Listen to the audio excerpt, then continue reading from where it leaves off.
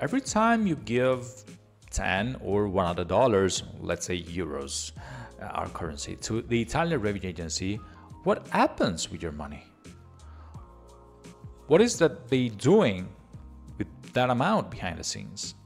Every citizen and every taxpayer in Italy should know how Italy is going to manage the money gathered during the tax season. So maybe you can understand better and verify how you contribute and your money goes towards, I don't know, public health, social security, education, safety, public order, public transportation, culture, and so on.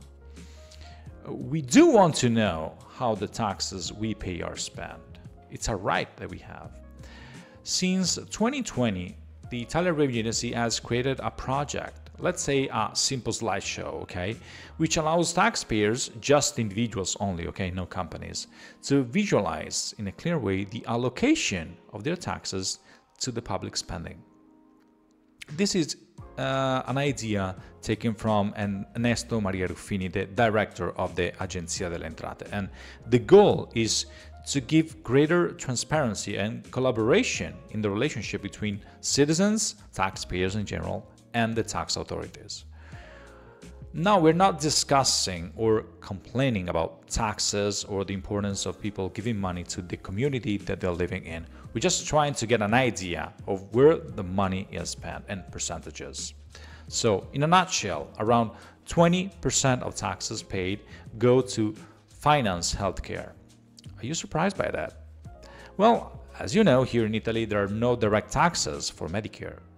Around 21% goes to Social Security as part of funds allocated for retirement plans and mutual assistance.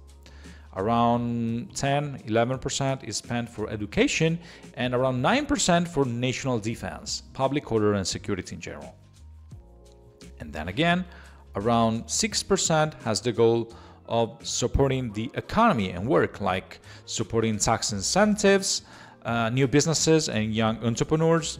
Around 5%, 6% goes for public transport, less than 3% for the environment protection, and let's say a little more than 2% just for culture and sport in general.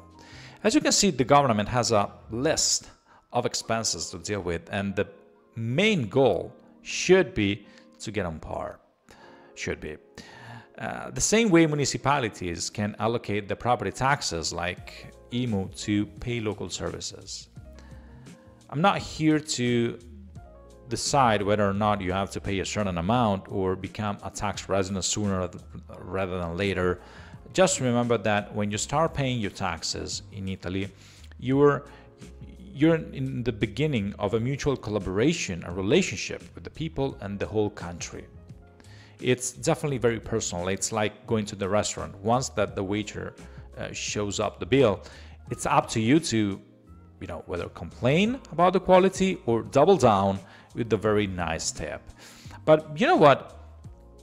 I know a lot of expats that they don't care about price in general. Living in Italy for them is just cool. And when you do like and want something, price is the last thing on your mind, right?